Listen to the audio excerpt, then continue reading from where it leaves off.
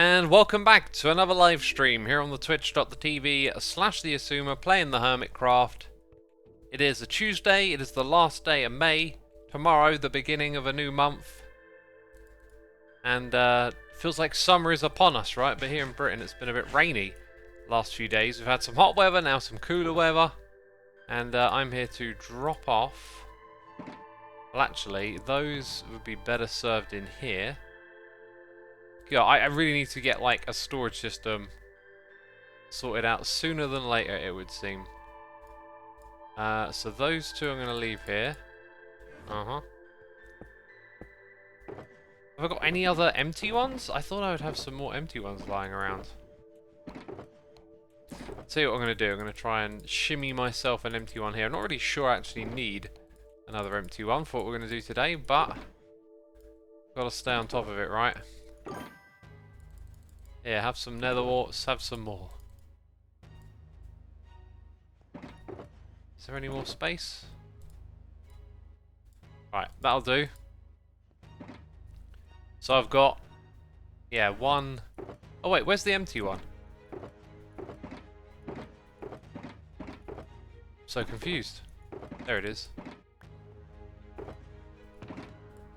Right, let's head out of here and I'll show you what we're going to be doing today. Ratata Moon, thank you for 2 months of support. Greatly appreciated. We got Evil X here. Need to press the button. There's the button. Billman 68, 66 months. Thank you so much for your support, my dude. Right, Alexis says, oh, it's X. That's me. That's what they call me. How do you now pronounce Xisuma, says good. Hot Ramen. You know what? I don't actually know how this name is pronounced. It's just a made-up name. The correct pronunciation is Shishwambam, according to Corrales. Okay, so from here, ooh, the tunnel is expanding in all sorts of directions. We need to go. We'll go through the Nether Hub actually. I need to practice walking through the Nether Hub. That sounds like a strange thing to say. I get so low FPS though. I just need to like learn how to handle that, you know. It seems to have been a lot better. I installed a couple... Oh, 1 FPS? I installed a couple of optimization mods that seem to have done a little something. How is one supposed to get up there, Tango? I mean... Yeah, good thing I got an ender pearl. This is the direction we actually got to go in. Right, and only 3 of these have been done so far. And then we keep on going. Yeah, the one thing about designing a nether hub like this is that, like, there's also the tunnels, and that's always going to take, like, a lot of work, and who's going to do it? Who's going to build those tunnels, you know? I, for one, don't really have the appetite for it at the moment. Jaden says, aha, Shishwami is my favourite name I've ever heard of. I believe I said it was Shishwambam. You're already getting it wrong. Gosh. Bear 818. Thank you for the raid of 1, which is you, possibly. Hey, this is going to get me lost going down this tunnel. Joe and Cleo have been working on them, says Winnie. Yeah, yes, I've seen that, yeah. I mean, it's great if people are working on it. I would just be all too aware of how... Like, there's the initial hub, but then there's everything else that comes after it, right? I mean, when we did the hub last season, which is something that I helped with, it was kind of, like, pretty easy to see the full scale and scope of it. Aha, this is where I actually want to be, believe it or not. So we got some work to do over here. Ooh, random shulker box. Firework rockets. I am starting to run a little low on those. I'm good for now. So what I gotta do involves some buckets of water and some digging. Right, there is also no beacon effect over here. Hello to everyone tuning in, by the way. I am looking at my chat. I'm seeing all y'all popping in, which is awesome. Welcome, welcome. We got things to talk about today. Alright. I don't know, things on my mind, whatever. We'll have some chats.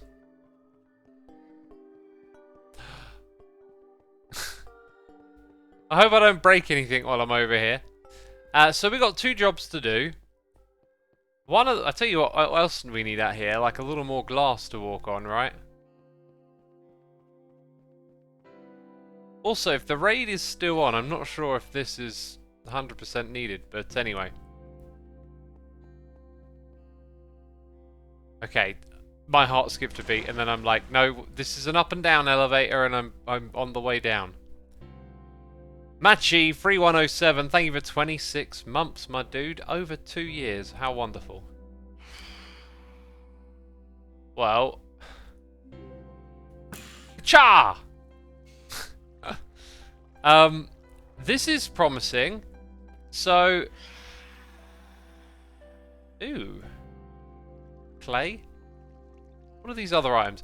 So the items that come out of this thing, I can extend it a little bit further by the looks of it, but they get destroyed there. What we want them to do is drop down and head over to our portal. So we're going to go over to the other spot, which we need to do today, because we need to send all the items through to the Nether and then build a storage system in the Nether. So this bit right here has sort of already been prepped. So, normally I'd have a camera account, but now we can do this magic, which is not quite as good when you don't have night vision.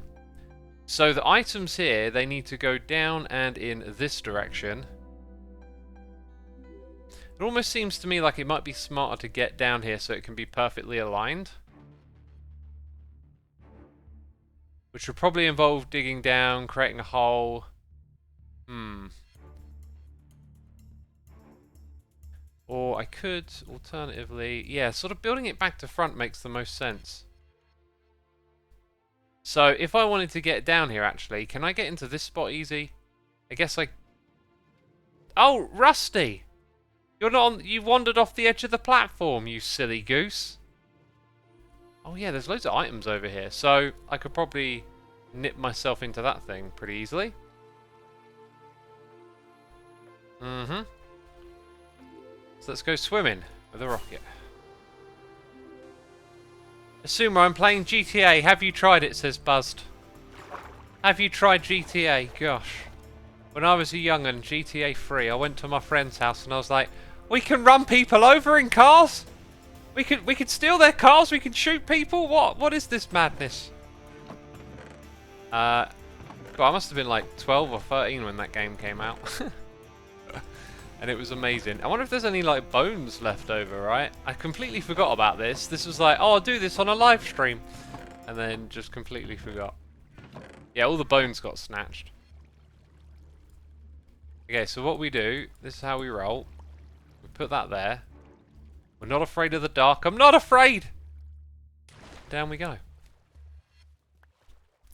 Do you found a solution for the Nether hub problem, says Pifara. I have. When you've got a Nether hub problem, build a Nether hub. Build a better Nether hub. That's how you solve the problem. I don't know what this problem you speak of is. I followed the traffic rules when I played GTA 5, says Leonide. Yeah, I mean, you can play the game however you want, right? Like, it has a sandbox element to it when you're free roaming.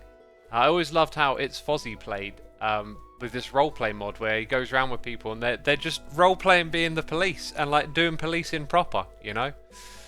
It's quite amazing. You know, I was looking at some games yesterday and I was thinking, games are always like the lowest priority of anything to do, but sometimes you need time just to play a game and chill out. And I don't know how to schedule that time. As soon as I start playing a game, I'm like, this is not what you should be doing, says the little voice in my head.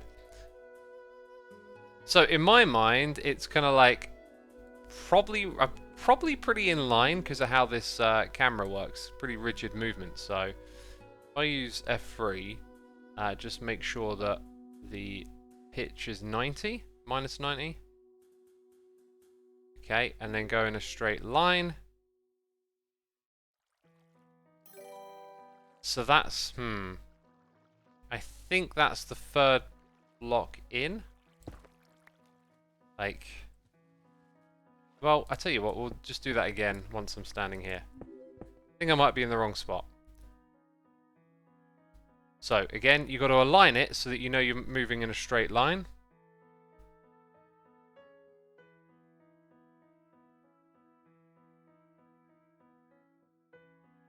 Yeah, I think I just need to be over by 1 block. Oh wait, what happens when I click? Nothing. Okay. So the water stream we're going to build will just end up here.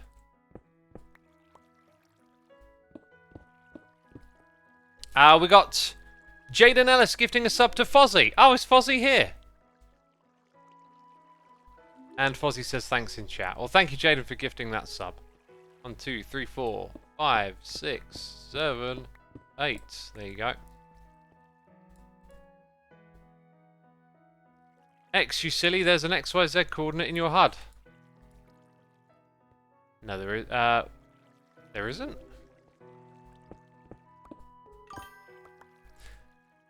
Cool Keone, number 1, here for 3 months. Are you excited for 1.19? I'm excited for it being on Hermitcraft, that's for sure. Although I don't feel like I'm very prepared to like jump in and do all the related activities. One thing I'd like to do is get my hands on an allay, but they're just gonna disappear. I get a feeling. They'll be here 1 minute and gone the next, kind of thing.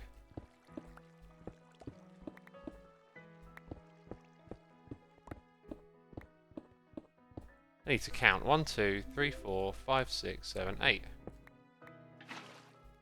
Yeah, so a couple of games caught my interest recently. They've just been like on my radar, you know. And it's the same old thing. Whenever I try and pick up and play a game, it's like my brain's like, nope, don't do this.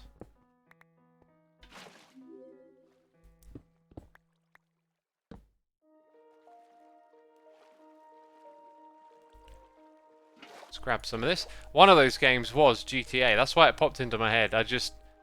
You know, when I look back at when I was sick fondly, right? Fozzie, I see your message. Yeah, it's really nice being able to just roam that world, right? Like, when I was sick, I was kind of forced to basically sit in front of the TV all day, right? And then the games that I played, GTA 5 and South Park Stick of Truth, I really enjoyed it. Like, it was so much fun. And now it's like, I can't even think about playing them. It's almost like I want to be sick again, just so I can play it guilt-free, you know? I don't know, it's a funny old thing. Carl says, every time I play MC and realise how long these projects take, I immediately start guilty for not spending that time on more productivity. I can understand that. For me, the job is my productivity, right? Like, you know, I was thinking of streaming some chess. Or what was the other game I wanted to stream? There was something else. And I was just like, but I got to do Hermitcraft, you know? Don't get me wrong, I love playing this game, but always got to be moving forward with it, right? I wish survival just wasn't so grindy sometimes. I could do a little bit more with my time, but it is what it is. But yeah, I've really gotten, like, really into chess lately. I've been playing it with my morning coffee. And, like, some of the puzzles, I started doing chess puzzles, and that really got me interested, because when you do a chess puzzle, most of the time, like, you can manipulate the enemy's king piece, and then you know it's kind of about finding the right combination of moves to control the game to completion. And it really just gave me like another way of looking at chess, which is like, once you can control their king, like, you got to always be looking for that, because that's how you win the game, right? Okay, we're gonna do like a pillar up thing here. I'd watch a chess stream, says Brian. Awesome. Well, that's some good encouragement for me. I've done them before and had some good turnout, so I'm down for that. You know, I'll do it at some point because I'm getting more and more into it. But I played against the computer, and I had this interesting game where, like, I was trying to, you know, force a checkmate, and I couldn't quite see the moves, and it was right after I made a mistake. I was like, oh no, if I'd have moved this piece here, I would have had it. Little moments like that, I think, are really fun to share with the game. It just feels so deep and complex, and yet simple at the same time.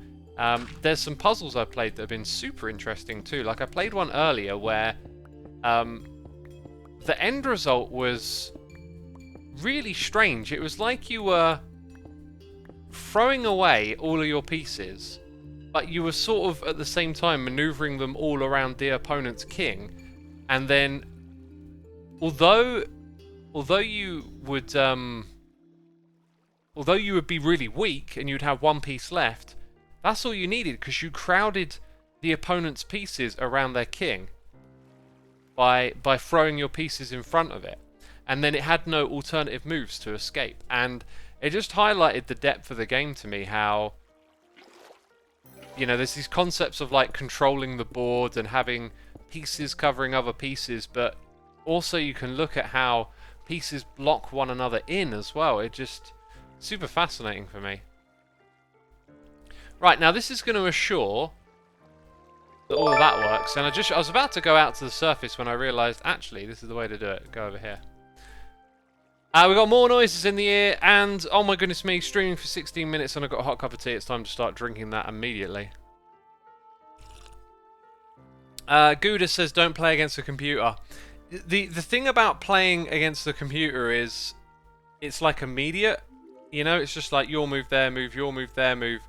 And it just allows you to stay in that space where you're like thinking about your move. When you play against another player, like the whole thing goes slower. I mean, playing with someone like face to face is really good and fun, but over the internet it's just a bit like, if they take like more than a minute for a move, you're like, are they still there?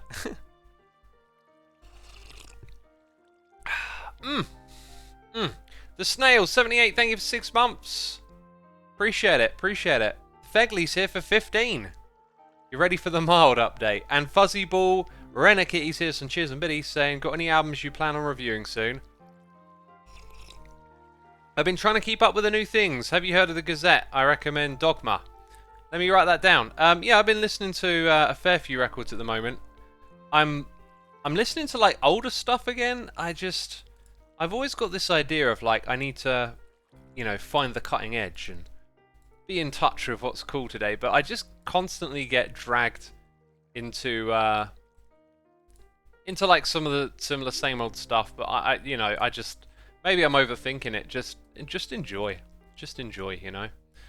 And I think the thing I'm going to be doing a lot of at the moment is Wu-Tang, right? Like I've covered a few Wu-Tang albums in the past, but now I'm listening to the Old Dirty Bastard record, Iron Flag, which I know is not that good, but I hadn't like done a deep listen on that one before.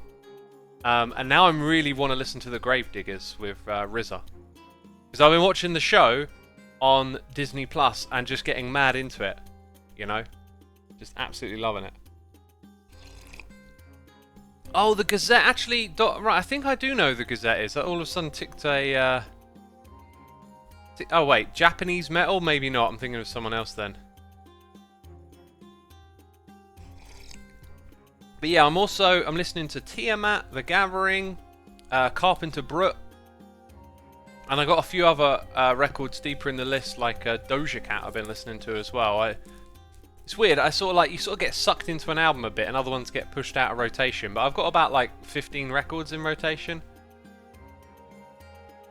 Gazelle Twin you might be thinking of, says Fuzzball. That's the one, that's the one. So, I think what we'll do, if we look at the setup here, I mean, imagine the idea will eventually just be to rip this out. So we're talking straight water streams out of there, so we can probably push this over. Excuse me, burping over here. We can pretty much push this over a few blocks, come down to about here. Doesn't have to be that precise, does it? So we do the 90 thing again. We're looking at just underneath this block here, right? So we go past. Does the zoom key work? Oh my god. 1, 2, 3. Okay, 3 torches and then right underneath the drop. Guess I'm gonna have to fill this in. 1, 2, 3, and then there's this drop. Aha. So that is where we go through. Cool.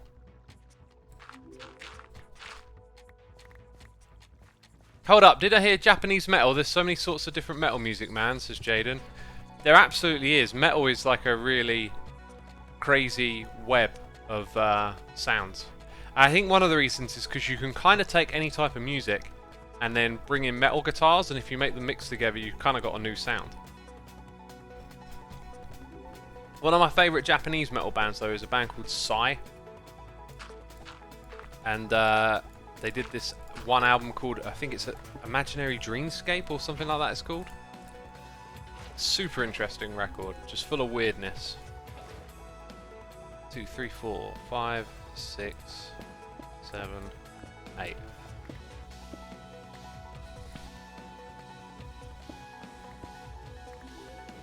A band called Deaf, says Ezra Manning.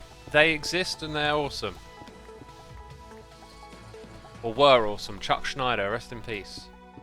Really, really interesting band if you like metal, because you can just hear, like, just some brilliant ideas that went on and influenced so many other artists in their music. So you're transporting everything to the Nether, says Tom Alley. Yeah, it's just a nice way to do things differently. That's my kind of goal this season, is just to do more redstone stuff, right? So I have to get a bit more hands-on. But to do things differently too, because it's so easy season after season.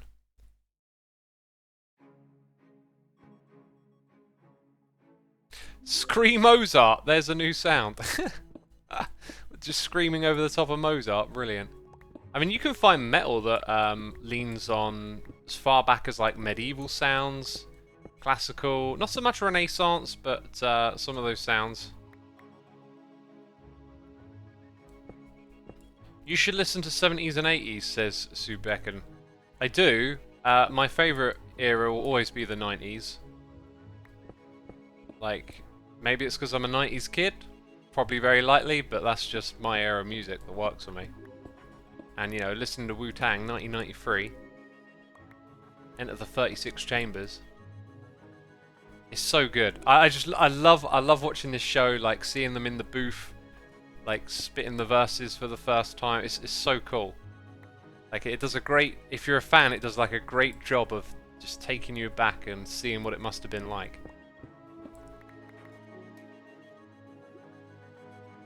Okay, so we got like one more little rung and then we're good.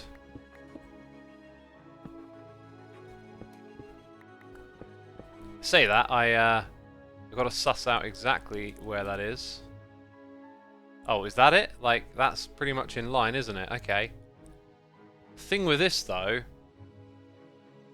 is that we don't want the water to come down. So, 1, 2, 3, 4, 5, 6, 7, 8. I'm still going to need, like, that back there. Right. Did I create a pool of water down the bottom?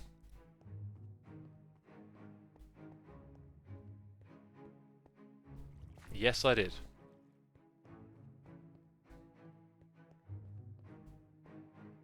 Sign above a block at the start of the next one. I could do, but I'll just place it back here.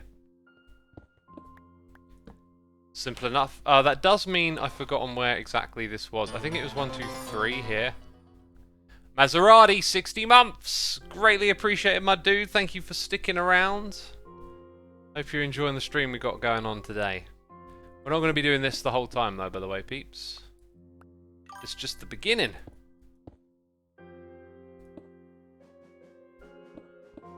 Mafia Kid is here saying, keep up the amazing work. Unfortunately, you're streaming and I'm working. Well, thanks for tuning in and subscribing, dude. I hope you have a great day at work. Appreciate the support. Corrales, you got Corrales and Iskal mixed up. Oh, I see. Ah!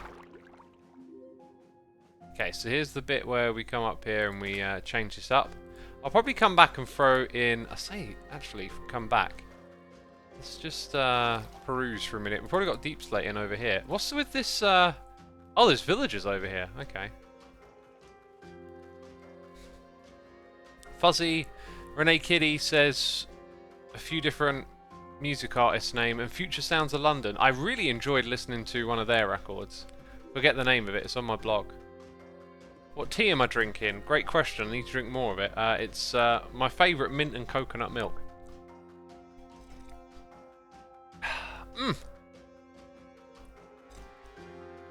The one with a face. I don't recall having a face on the album cover. It was a double LP though.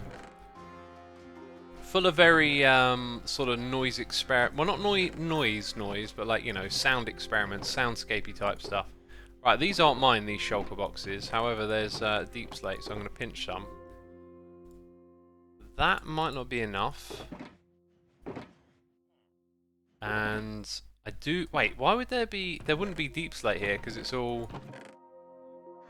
Yeah, it's all just the stuff from digging out the land. Okay, I'll just use cobbled deep slate. Oh, wait a minute, I got this. Surely there's a bit of regular deep slate in here, because that's what we've been using. I really need to get on top of my storage system sooner than later. It makes such a big difference. Let's just hope this is enough. Jaden, thank you for gifting a sub to Ottermania, dude. Really appreciate you doing that. Otter, there are many, many names. I believe, if I'm not mistaken, you helped me with the... I say you helped me. Your designs of the Season 6 storage facility, right? Yeah, look at that. Nowhere near enough. We'll have to come back and do the rest of the proper material another time.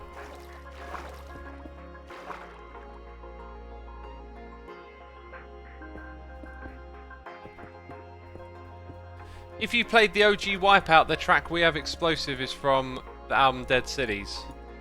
That's not the name of the album I'm thinking of either. Yeah, I did play Wipeout. That game was crazy cool when it first came out. I remember one of the later ones. Yeah, there was like this era where I had the PlayStation 3, I'd lost my job.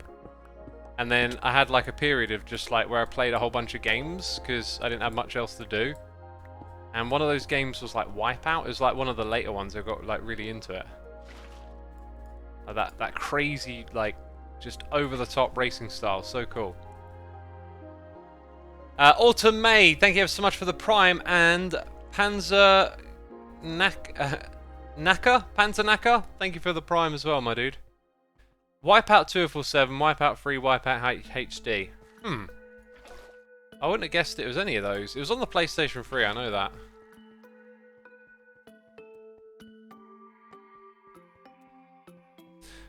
Emma Delicious, I am a self-taught... self-taught musician.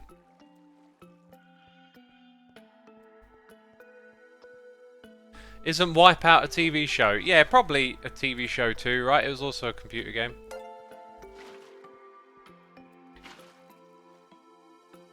Deadman Chris, thank you ever so much for the Prime. Appreciate it, my dude.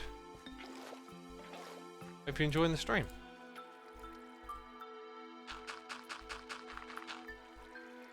Right, so that means that Corrales' drops can make their way into here. Into this nether portal, which I actually don't want to make my way out of, do I? Because I'll just get caught up in the nether that way. Irene, 11, thank you for gifting subs to Paleo Philosopher, Merlin the Beloved, Caladef, Hope is on Dope, and Woolly Master 2K. Y'all been gifted subs. If you heard your name, be sure to say thanks in the chat. Appreciate it. How does the bone meal taste, says Robor. Tastes alright. I can't stop eating it though. I'll admit that much. Woo, up we go. Raging Dave, thank you for your Prime subscription, my dude. Appreciate it and hope you're enjoying the stream. Wipeout is also a song, says Ezra Manning. There's probably a lot of songs called Wipeout. Curls of Doom, thank you for gifting the sub to Soundwave Hope. Greatly appreciated. Soundwave, I know you're going to say thanks in the chat. Why not have a continuous stream of water flowing down to the bottom instead of having multiple place water sources down to the bottom? I guess I could have done that, Griffin, but does it not create a dead water source where it drops down, which you don't want? I think that's the reasoning why I didn't do it that way. So, this is not going to be big enough. We're basically going to rip this out and rebuild it at some point. So, one thing I could do is expand this area, the size of it. But also I need to think about, like, how's this storage system going to work? I got a couple of ideas that involve sort of minecarts on rotation. One of the big problems we're going to have is that we're going to have a larger volume of items coming through, and that we don't particularly want to spam hopper minecarts, but that's kind of what we're going to end up doing. If we wait for 1.19 though, we might be able to make use of a chest boat. Maybe not, I don't know. Probably not. I can't really actually see that. It's just like a pointless intermediary, I believe. Okay, so anyway. Like, I had this idea of it being a track where the hopper minecarts go around in a circle and like zip everything up and then drop them all off in these hoppers, but they're just going to be a buffer for the most part, I think. We got Private Gal 527 3 months. Love watching the streams and videos, and we got a fat guy here with a Prime. Thank you so much to the both of you. I was told to come and say howdy, says Japan Lever. Thank you for saying so. It just occurred to me that, like, I put the same message on both Twitch and YouTube, and what I should have done is made them different so I could see who came from where. Clever me. Right. Now, if I make the portal wider, it might spread the items out a little bit, but I don't think we can rely on that. I'm starting to think we might need some other sort of mechanism. If I, like, destroy and recreate the nether portal, items will definitely sync up with that one. So, we can't do anything clever that way. I can't help but feel...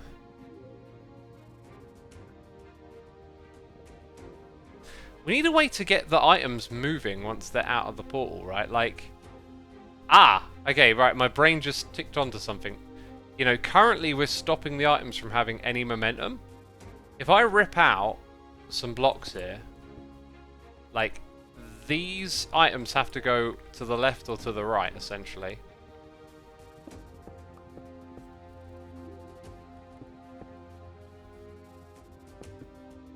So let's go chuck a couple of items in, see what happens, that kind of thing.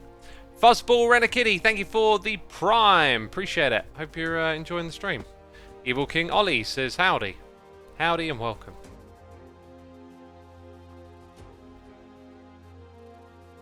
Yeah, this farm over here, like, I'm not sure if there's a raid still going on. I'm not sure this thing is so necessary. Anyway, this is where the items from this one go down. Probably not a good idea to, like, let's throw in something a bit more distinctive, you know? Those other blocks are already in place. Okay, bam. That's a very tidy looking farm, says Stow Scientist. Thank you. I wanted it to be neat and tidy. So, experiment failed because there's still hopper minecarts down here.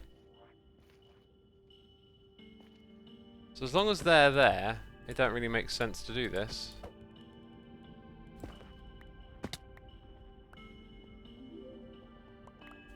Back up we go. And we got to repeat the experiment. And I don't know where those items would have ended up in the system. I would have expected them to go where that hopper minecart did.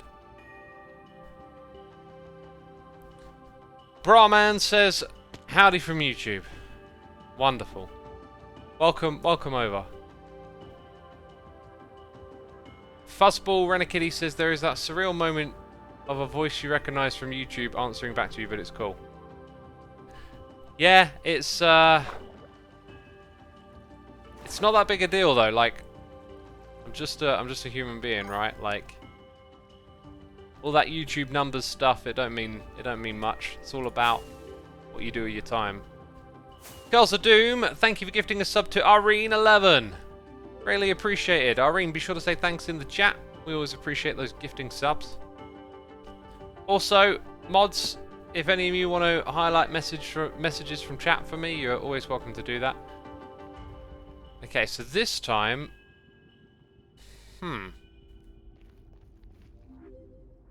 Not good. They really should preserve momentum when they go through. That's not good. The alternative might be to build the storage system just underground in the overworld at this point, because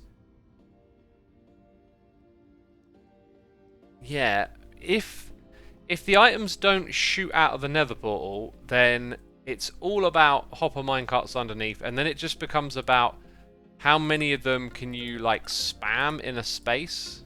You're trying to like maximize the bandwidth of pulling items out, and it ain't gonna be that much. So I got a feeling we might end up building our storage system underground, and then it would essentially, the portal here is for the same area. So we could move this portal bit, you know, you walk over here, here's your Nether portal, you go over to the other one, and you know, here you are in the storage bit, right, underground. So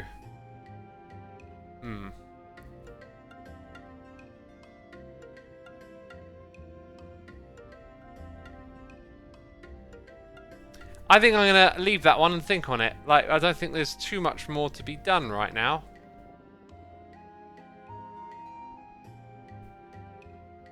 You could also just make another Nether portal right next to it, says Hack. I could make multiple Nether portals here, but they're ultimately going to end up probably sitting, like the items will come out and sit in one spot. So I don't think it's particularly viable. I mean, chat, let's give you a minute for your suggestions, right? What do you think? I'm a read in chat. Aha, I had a feeling they might have ended up back in, yeah, these bits. Uh-huh.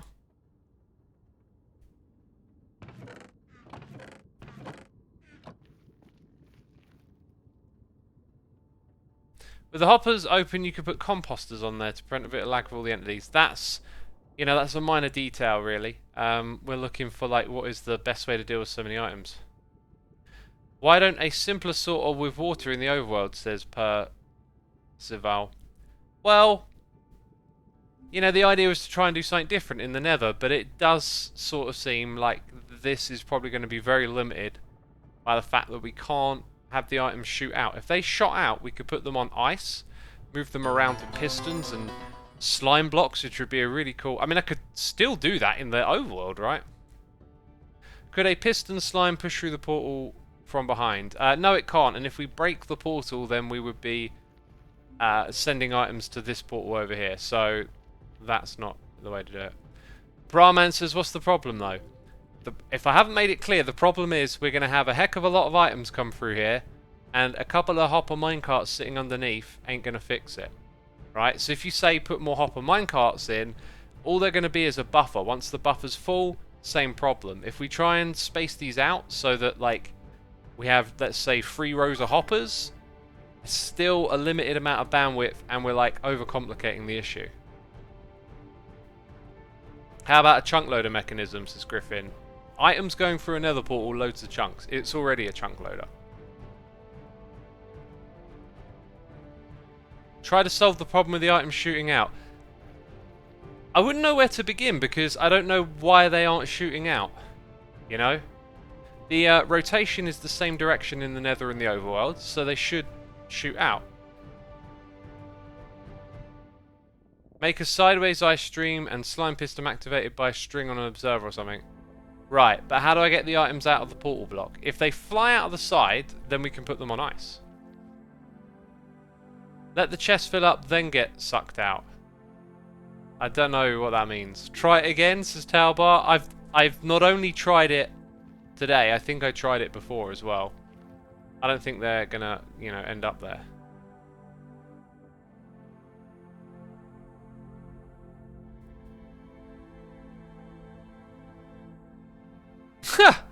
Just to purchase, just chill, bro. I'm chill. I'm trying to see if anyone in chat has the answer, but I don't think anyone does.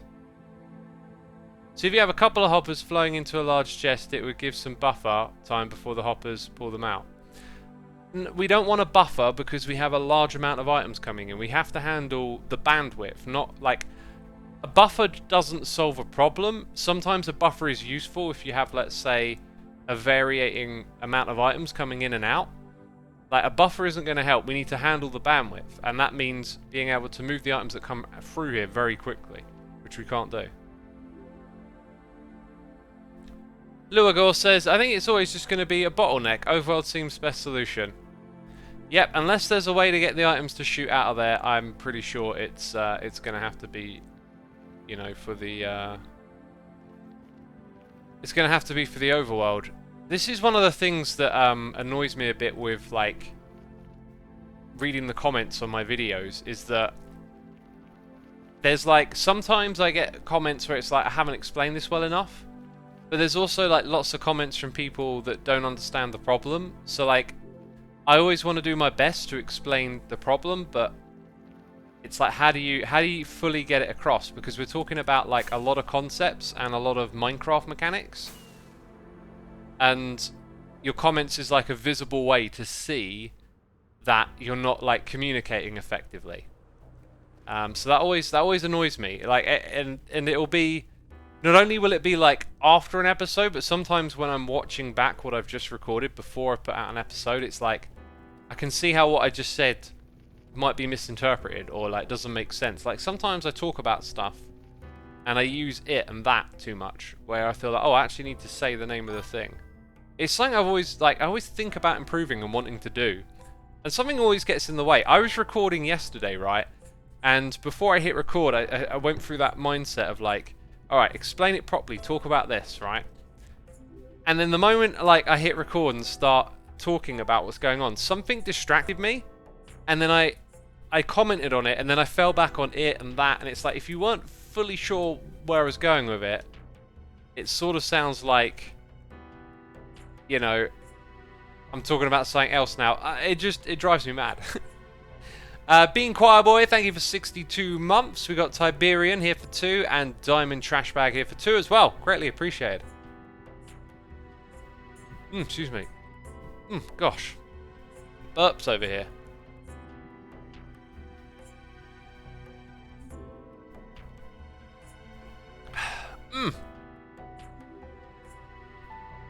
An email book says, I bet you are not going to read this. Oh, you lost the bet. Oh my goodness me. What were we betting though? Can you load it into a cart in the normal world, then empty it in the Nether? That, you know, that is an interesting idea. But again, I think you need the minecarts to come out with momentum so that you can put them onto a rail. But that's a really interesting idea, because you could have, like, a lot of minecarts getting loaded up and then shot through, and then, like, the bandwidth would be defined by the contraption that manages the amount of hopper minecarts it's sending back and forth. Right, I'm gonna put all this junk into here just for now. Oh, what's going on? All this goes into there.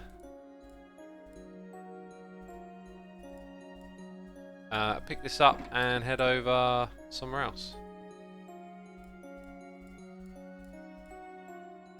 Yeah, it's a bit weird at the moment. I've got this portal here, and it's sort of just in, like, an odd random place, and I've got no proper way to get to, like, one spot or another yet. I just fly where the beacon beams are.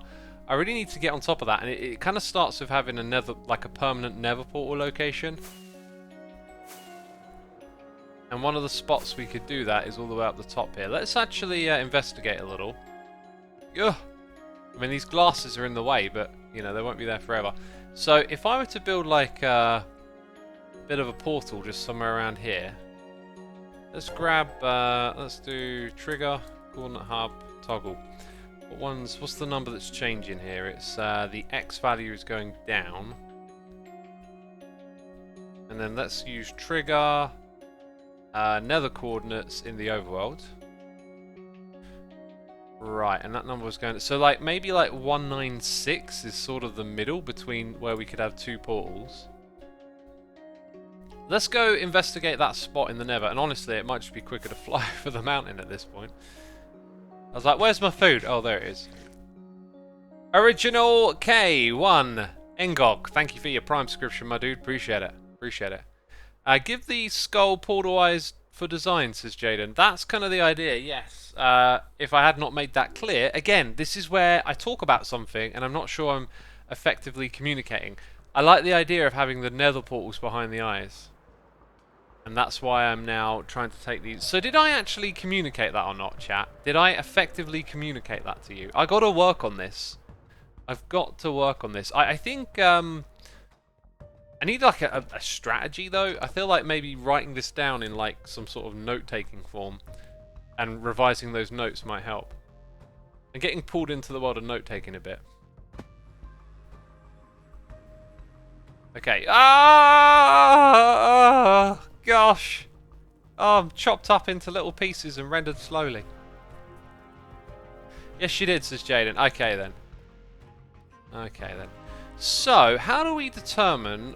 What was the coordinate again? 97 and... So this is... Okay, this is our 19... Oh. 197? Right, but then... Okay, so I know how to do this. 63 blocks is the difference from the middle of this tunnel in that direction. So, like, which one is the closest? That's 63 blocks. Now we'll go to the other side. Oh, how do I get up there, Tango? Oh, that's actually pretty nifty, just to go... Whoop. 97 was the number. I was thinking 63 again. So, 63 is our difference. So now, when I'm here... The difference in that direction is... It's going to be like 50 blocks. So, technically, going in that direction is closer. And I think the idea is that you claim one of these and you make it your own.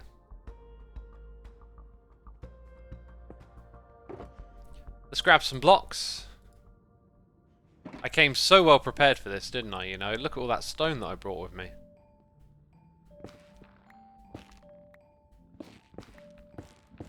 So yeah, I would have some sort of entrance here. And I really got no idea how this will unfold, but I got a feeling that I might... Actually, no, I think I'll you know, if I had to design my own little thing here, I would probably have it come up to this height. But then... Okay, that would make what's below it the foundation. Yeah, there's so many times in this game where, like, you know, you end up ripping out something you did earlier, and it's always annoying. It's like, if I'd have just known, you know, I just put something temporary there for now. Look at all these beacons. Dang, Tango. So that coordinate that we're heading to is 197.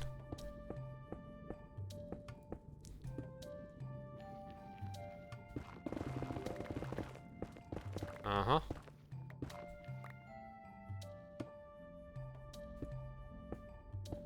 And that would put me directly above this pit of death. So if we look at where the old portal is, we're moving from there to here. That actually makes a lot of sense. Like, we do just travel in this direction to get to the front of the skull. But yeah, that's where the nether portal can get moved to then, I guess.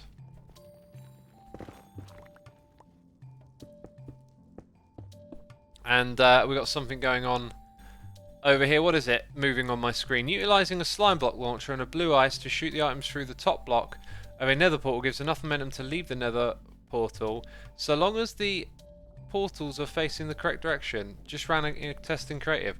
Zibzerta, so follow-up question for you. If it doesn't if it has a lesser momentum, does it then not go through or come out the other side? That's the way I really want to do it, so I will have to do the same sort of investigations, I guess, but if you want to do another little test, that would be wonderful. Yo, howdy X, just saw the community post on YouTube, says Minecraft Matt. Awesome, dude, thanks for coming by.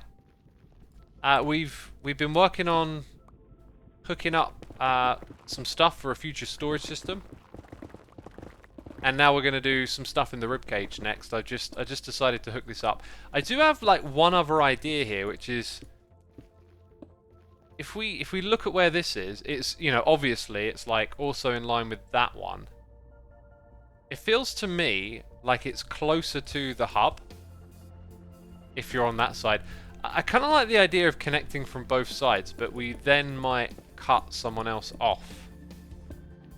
One thing I would really love to see us do, okay, I champion this idea every season and no one's on board with it. But I'm going to tell y'all because, I don't know, because I feel like, you know, season after season I want to see this idea go down. It never really happens. But anyway, like, Patchwork Nether Hub, right? I love this idea of not having a centralized Nether Hub at all, which might sound like a bad idea, and there's definitely downsides to it, but I like the idea of everything being organic. Like, as soon as you put your portal in, decorate it, maybe put a room around it, put some details on it, leave spaces for it to connect to other places, and then just let like an organic tapestry of rooms and builds come together. And I'm thinking, like, it's one thing if you've got like square box rooms with like basic decorations, but it could be a whole other thing if you have, let's say, like organic builds, kind of like Pearlescent Moon builds, somewhat. I mean, like, there's structure in her style, but like a lot of organic. Well, to me, it kind of looks organic. You know what I'm on about? That kind of getting away from the here's my wall with the repeating pattern, or here's the 5 blocks that repeat over and over again for the floor pattern. We're talking about those kind of those naturalistic looking ways of texturing and whatnot. Just like imagine a tapestry of like areas connecting together, just completely disorganized and organic. I just think that could be super cool. Like, you would get to know the Nether Hub not as like, aha, look at this, which by the way is amazing, and then, you know, I go in that direction or this direction, but like you have to learn all the little connections and get used to them. Zibzada says, yes, momentum is preserved through the nether portals. If it doesn't have enough exit speed, it will not exit the portal and land on the ice in the next dimension. Instead, landing on the obsidian. I recommend shooting the items through the top block of the nether portal so that it has some room to drop as well. Alright, some good ideas there. Some good ideas. I'm just wondering if we could conduct that test today. Should be pretty easy to do the top thing and then just add some ice for the sake of it anyway.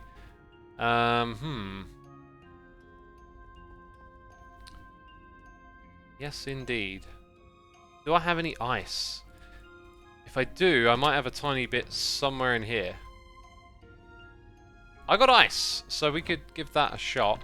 How much, okay, I got plenty of obsidian. You know, I might be able to build this portal and the other one and have them sort of in the same spot. Anyway, we'll head over there. We'll check it out. We'll give it a try again. Speedy K 2003. Thank you for your Prime subscription, my dude. Greatly appreciated. Are you making chunk loaders? Says Core Gamer. The chunk loader is made by sending items through a portal. So it's already a chunk loader. I've explained that. One thing I might need to consider is how many chunks it loads in the Nether, because we kind of need like a big storage system for it. Almost missed.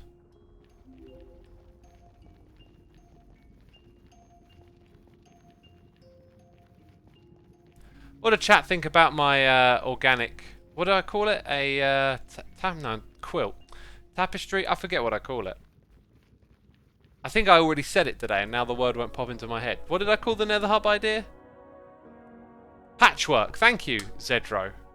That is it. Patchwork. What do y'all think of the Patchwork Nether Hub? The closest thing we've done to it is Season 3.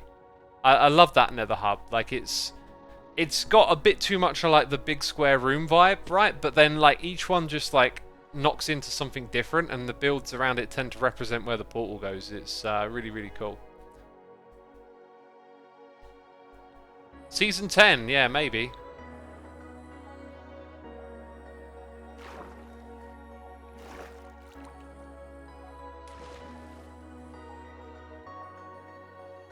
You should do it. Joe Hill's already started connecting his portal from 2 tunnels. Oh, right, so Joe Hills did that. You see, the problem is, like, you potentially cut off someone else's tunnel if they're... Maybe you don't. Because, like... Okay, let's come back to that idea, because I think I could explain it if I use some blocks.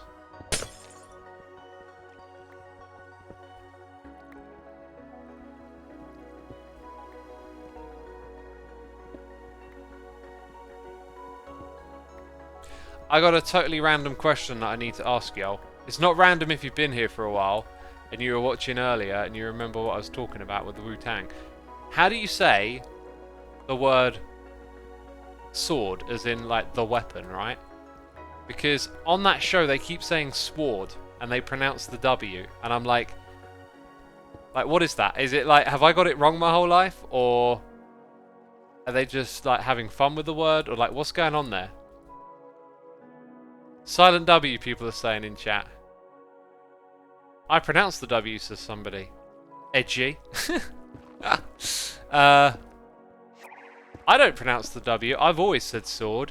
And even when I listen to their music, I never really picked up on it. But now, I can't stop hearing it. It's like whenever they say Wu-Tang Sword, like they say Wu-Tang Sword style.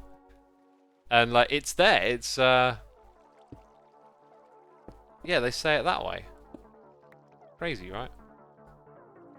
I'm not even sure if they say it in the Kung Fu movies. I don't think they do. But it's just like, you know, their thing. Now they don't, that can't be, says Talbar. Oh, for real? No, you go watch the show. Like, they say sword. I didn't even notice it at first. It was just so unexpected. And then like, you hear it once and you're like, what was that? Yeah, no, they absolutely say sword. Oh, do you know what? Items coming from this side might have a little less momentum. And I did say I'd put down some ice, which will speed up the items, unlike other entities.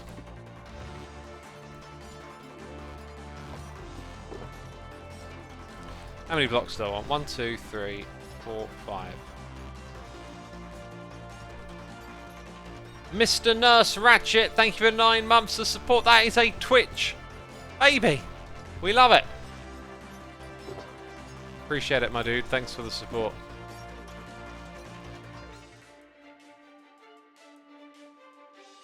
Oh, some of you saying that, some of you saying you do say it with a W. Anyway, it sounds like, you know, silent W is pretty much like the proper way.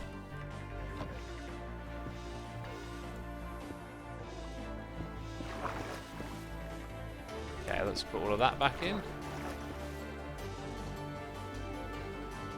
Light this sucker up. And then I guess the test starts now, doesn't it? Like that. Off you go. No, with W is the proper way, says Zen Zor. Oh, you're just trying to be clever. You're just trying to be smart. Proper or most common, says Dark E. John. I think you'll find that those two are the same thing. Like, the correct way to say words changes over time. Like, language has a history of, like, pronunciations changing and new words getting added to the dictionary, because language is organic. It evolves as culture evolves and changes.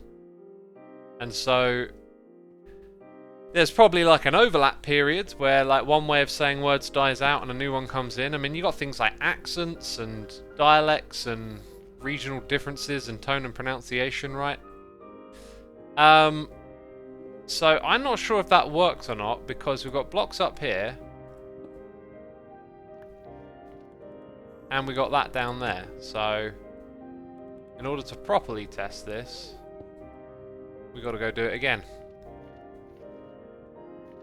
And I need some unique blocks to throw through. Where did they end up? Not even sure they made it through. It's really weird, like when you try and deliberately find an item, there you go, like they're in this one now. When you try and deliberately find an item that's come through, like where's that hopper at? I don't know. Jay being confused, thank you so much for your subscription. Greatly appreciate it. Hope you're enjoying the stream.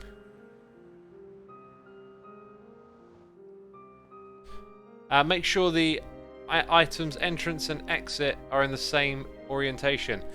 They are, yes. South-north on both.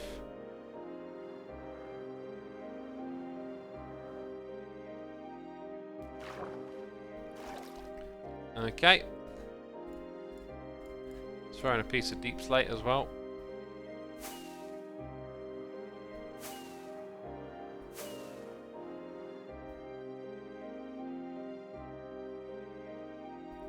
Why does this music sound familiar to me? Is it from a game? It's from my live streams, I know that.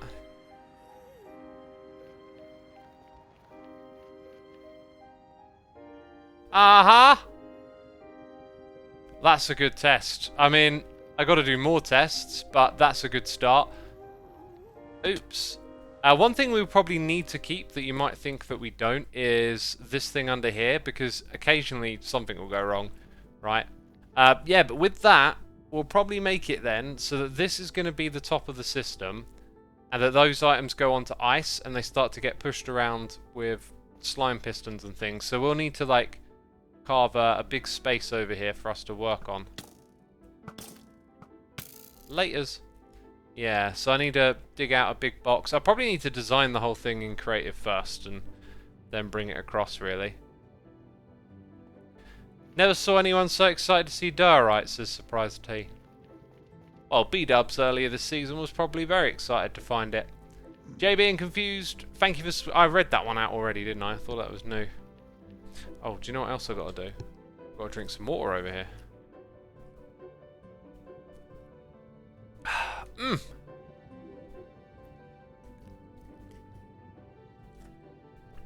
Some good water right there.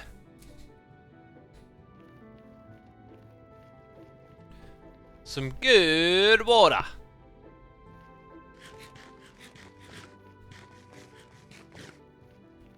I like to ask people how their day has been. How's your day been, says Slater Vader. It's been alright. Doing my workout. You know, I feel that's the best part of my day every day. Just getting through the workouts. I decided to up the volume. I'm gonna do like a lean. I keep saying this. I've said it so many times. I keep saying like I'm gonna do a lean bulk, and then I just continue calorie cutting. I'm really gonna go for it this time. Yesterday and today I switched up my working out, so I did more volume with less rest time, and I can feel like it just pushing myself a little bit again, but feeling like doable. And so next week when I get back on the caffeine, I'm really gonna like go for it. Curls of Doom says, please explain what a lean bulk is again. So a lean bulk is when you bulk up, you eat more calories than you need to, so that you can put on muscle nice and easy. So like, if you're in a deficit, it's harder to put on muscle. And I tend to just train always in a deficit because I've basically been just slowly cutting down my body fat over time.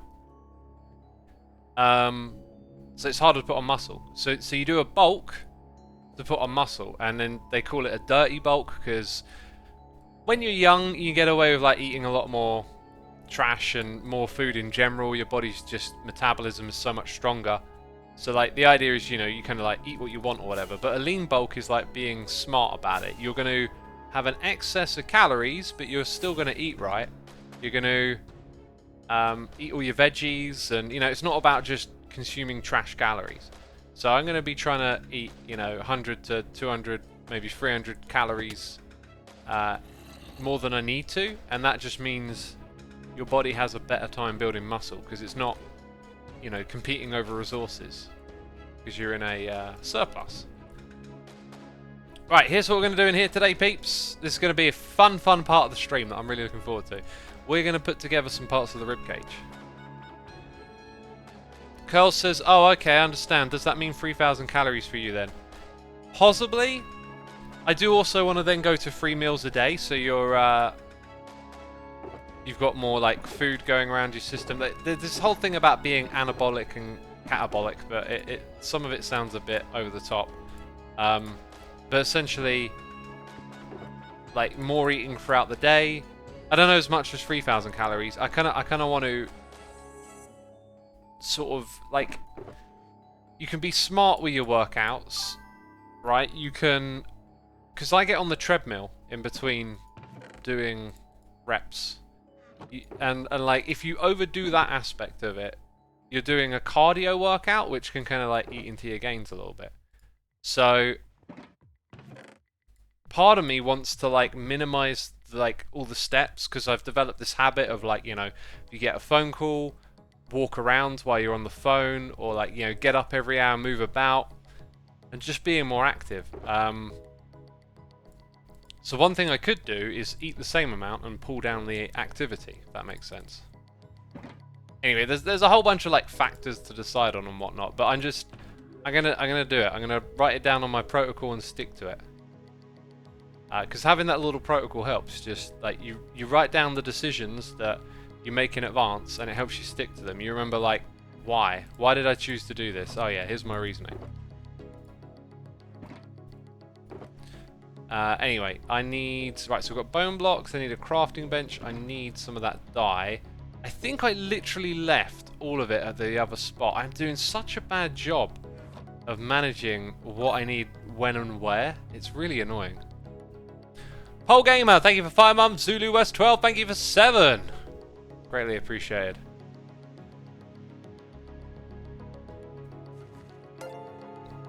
Okay, and down we go. Frederick Table, thank you for the Prime. Always enjoy reading these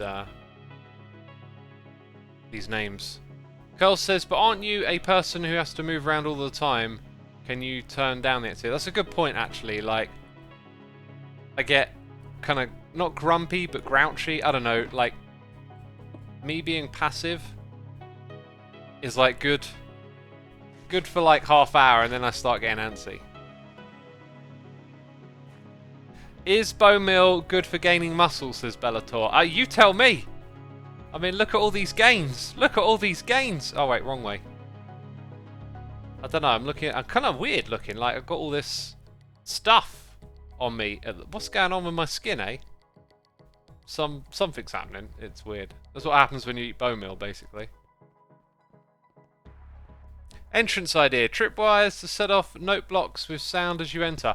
I like the idea, but we'll have nether portals there. What will be better is using a skulk sensor in 1.19. Right?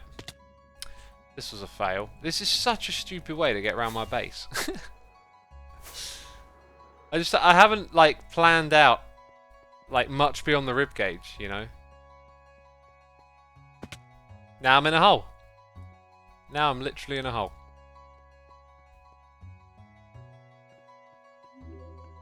Am I turning into a skeleton? Jeez. I mean, I'm eating a lot of bone meal. So there's that. Let's go in here and make some dye. I always forget that then you gotta turn the concrete around, right? I guess I didn't need quite that much.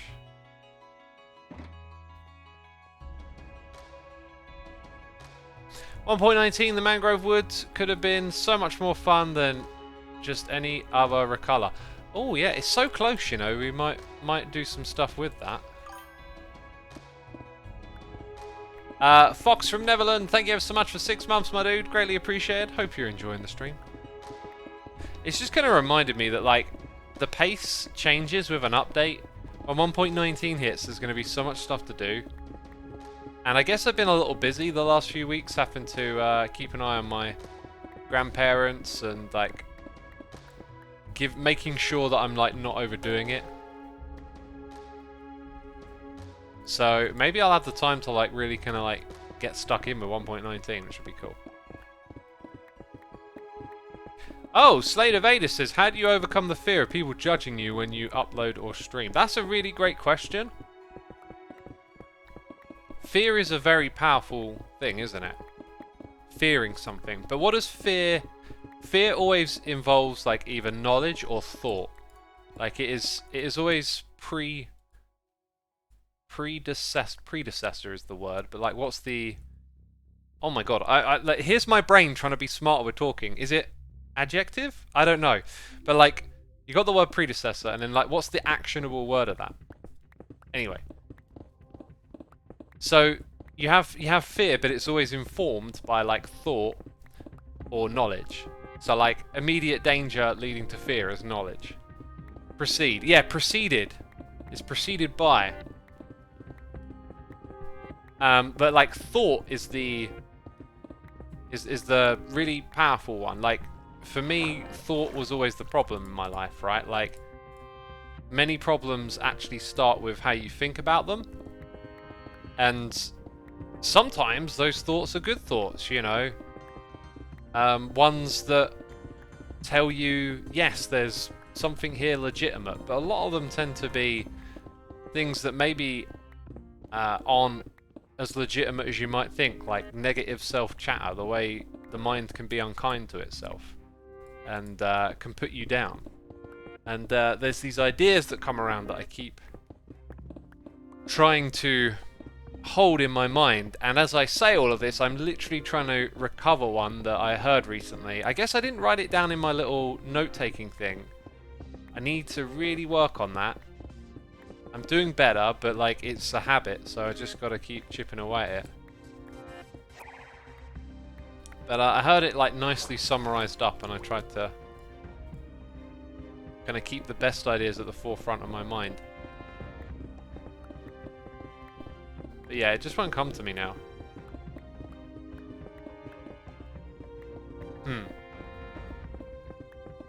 I'm not done with that. I'm just really trying to remember it because it was quite profound. Fox from Netherlands, thank you for 6 months. Nighthawk LP, thank you for the Prime 15 fine. Thank you for 9 months. Greatly appreciate it, my dude. That's a Twitch baby. I get to press that button. There we go. So it was something along the lines of, you know, like being happy with who you are, being comfortable with yourself, like know yourself, know that your own actions and intentions are right, and my own actions and intentions at times have been selfish and self-motivated, as they'll all be, but through developing a practice of like paying attention to your own thoughts, your decisions, your actions. You know that little voice when you do something wrong and it's like telling you, you got it, you know, should have done it this way. The more you can like pay attention to that voice and give it power and let it, like let the burden of that drive you. Like one of them is laziness. Like I used to be quite lazy. If I had something to do, like especially when other people would want me to do something, you know, like when I was a young'un, mum and dad are like, oh, you know, you got your chores, clean the house. All I want to do is be lazy and not do that. And I'll come up with any excuse, right? Not to do it. But that's a responsibility. That's a responsibility that they've given to you. And you've got that little nagging voice in the back of your head. It's like, oh, I know I should do. But it's easy to quiet that voice. And what I've found is the more you empower it and the more you listen to it, the more you can be happy with your actions and yourself. And one of the sayings that has helped me so much with that is Russell Brand saying, "Be of service to others." Right, that got stuck in my head. Be of service to others.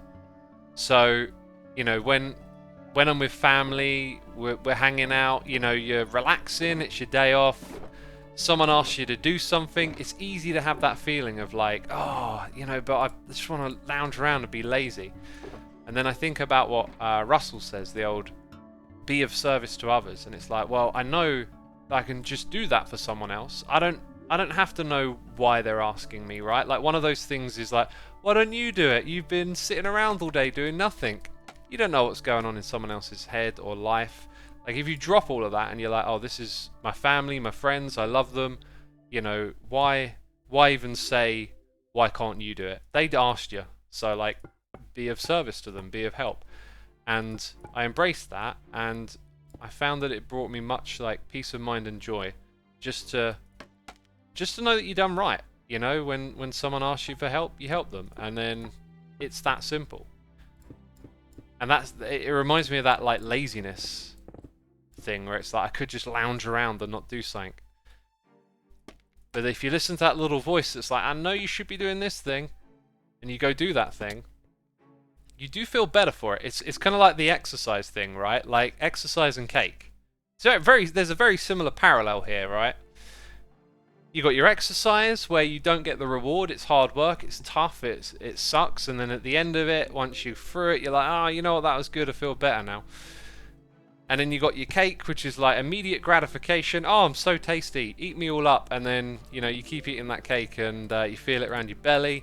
Maybe you get a bad reaction to all that sugar rushing into your system or whatever. You know, it's like reward now, pay later. And it's kind of like that. The more you listen to that voice, the more you, you know, you get the, like, you don't get the instant gratification, but then you know that you did right. You do that thing that someone asked you when you were relaxing, and now you're slightly inconvenienced because you've got to, I don't know, help clean up after someone or something like that. But then you realise, like, that's the good thing. That's the right thing to do. So relating this back around to this idea of like people judging you, or when you stream, when you put yourself out there, like I have done. Believe me, this was no like thing that I just had with me. I had to learn it because I've been streaming for a long time, and there were definitely times where I was way more nervy or lacked confidence about what I was doing, etc., etc. But the more you hone in on that, like, do right by yourself, and you listen to that voice, the judgment of others becomes a bit barer. It becomes, you know, more about them. Because when you put judgment on other people, like if I put judgment on anyone else, I will probably be saying more about myself than I am about that person, right? There's places though where this doesn't count, you know, like in a court of law, right? That's a place where things are examined and presented and judged very carefully if it's a, you know, a proper court of law or whatever. So, you know, like it's not a blanket rule, but generally if I see someone come in and say on my video like, oh, you suck, like I didn't like this thing, or, you know, sometimes I get some comments that are very blatant like that, where it's just like, oh, someone's having a bad day and taking it out on you. And sometimes, you know, there's some genuine criticisms, but if you know that you've done right by yourself, all those other voices, they tend to like not mean as much, right? Obviously, you can still make mistakes, and people that are close to you, that you trust and know you well, will be able to tell you things that are important when you have a blind spot. But for me, that's the one thing that I've learned, is like, know your own truth and follow that voice and do right. And then when people come around judging you and saying this and that about you, it doesn't mean as much. It just it kind of says maybe a little bit more about them. That's the way I see it. You know, if someone comes in, because, you know, like, what I do here is not everyone's cup of tea. So for whatever reason it is, maybe you just don't like the way I talk, right? I see those comments every now and then. Oh, you sound stupid or whatever, right? But that's, like, I don't go around the internet telling people they sound stupid. I think it's obviously like a sign of maturity, right? So if someone's doing that, they're either, you know, immature or having a bad day, having a hard time, and like I said, it's like those words say more about them than they do about me in that instance. So for those reasons, I don't really have a problem with, like, I don't know, worrying about what other people think about me anymore. I mean, I can't say like absolutely 100% all the time, right? Like, this is like a mindset, but it can have its wobbles. I'm only human. Like, you try and do your best. Sometimes you have a bit of a wobble with your brain, and things get to you more on some days than they do the others. But that's generally it. You know, just that's the mindset, and that's why that kind of stuff doesn't bother me. Now, if you're doing this for the first time, if you're like streaming, you're gonna be nervous. You're gonna overthink what you're saying. You're probably, if you're streaming for the first time, you're probably not gonna sound like this. It takes like years of streaming to get confident with just taking your stream of thought and using your voice and projecting it. Like, there's all of that. So it's not entirely, you know, straightforward. But, you know, you gotta do it and realize that, yeah, people will come along and judge, and they'll say mean things, but, you know, do right by you. Be yourself. PJECHCLJ, thank you for 3 months. Wanted to ask how the bone meal is tasting. It's tasting scrumptious. I can't stop eating it, to be honest. And Barner's live. Thank you for 2 months. Loving the chill streams. That's awesome. Curl says, what helped me with this is always to go for my best, not perfect, or compare yourself with someone else's best, but the best you got to give that day or with that project. It might not always be enough, because one day your best is less than on other days, but you literally can't do more than your best. That helped me a bit more at peace with myself. That's a nice thought right there to share, Kels. Kels? Said that kind of odd. Kels? I don't know, that came out strange. Jokes aside, really nice of you to reply so deeply to that question. Hey, it was a great question. Like, I didn't think the question was in any way a joke or anything. It just, like, I don't know, it just triggered that kind of train of thought, I guess. There was something else I was gonna tack on the end of this a second ago. I'm switching to standing now. I've had enough sitting down for one day. Get that chair out of here, son! Oh my god, my desk won't work properly. Go up! There we go, it's going now.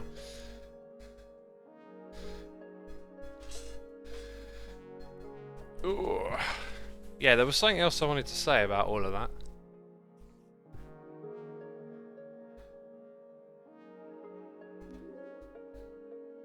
Okay, right, there's the desk sorted.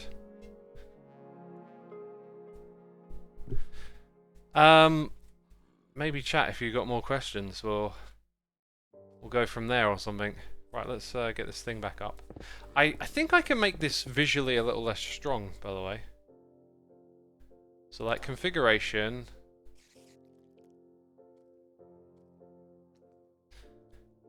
Info overlays. No, that's not it, is it? I think it's called alpha. Visuals.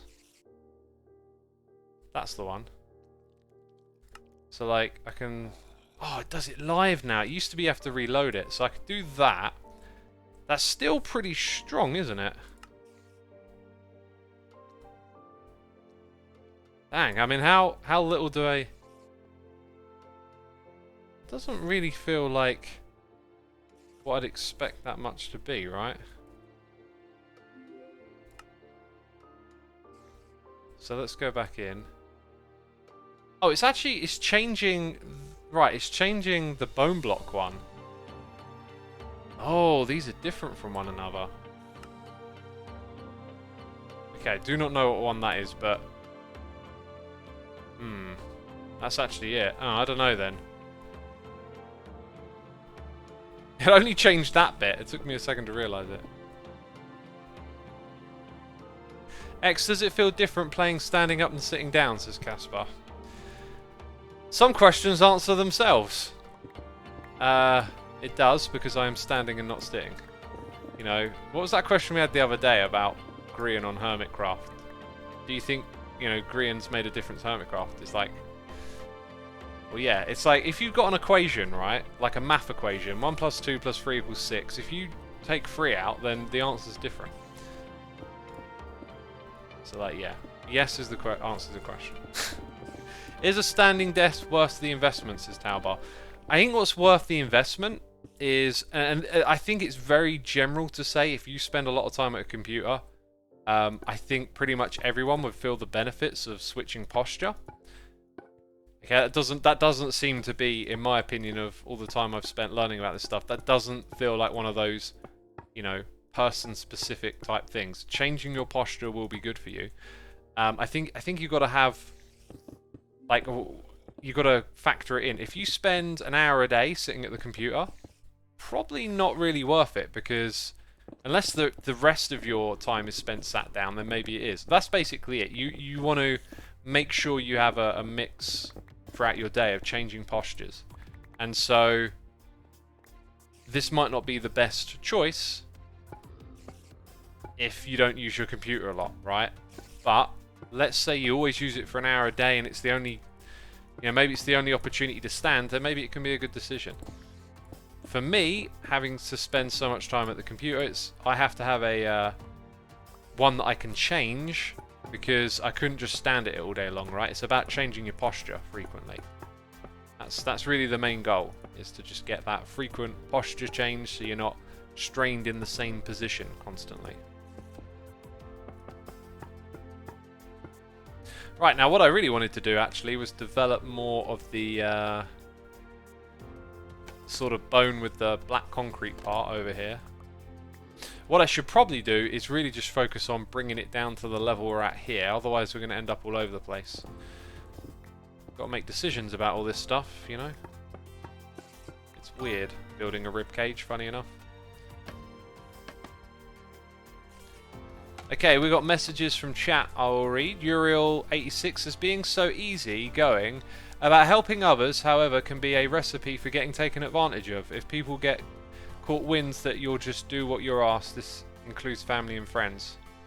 Yeah, that requires you involving a little bit of your own judgment. But look, here's the thing. Like, if people take advantage of you, right, that's a sign that they're not the right person for you, right? Like, it tells you something about them as well. You know, if you go and help others and you're always that guy who's, you know, says yes and helps out, it'll tell you things about people, right? And don't be afraid to communicate that stuff. Just, I don't know, you know, you can say to someone, look man, like I'm always down to help out, but it feels like sometimes you're just asking me because you know I'll say yes or whatever. Just be transparent, I guess. Yeah, no, there's absolutely something valid you're saying there. I just think, like, it's also something you're learning. You know, you're learning that, hey, this person might not have my best interests at heart, right? And that's an important thing to learn. Better you learn that by, you know, doing the dishes whenever they ask and realize that they just leave it for you to do, than to learn that at a time of need, perhaps. I don't know. It's one of those things. I just feel like it's easy to think of something bad happening to you or with someone else as sort of being like the thing to avoid, but sometimes the path to that place teaches you things, right? So, you know, that path can be valuable to walk down. And again, it involves you being nice and doing right. If someone takes advantage of that, well, better you learn that they will do that through being nice than being in some sort of situation. I am trying to find bone blocks. Gosh, there we go.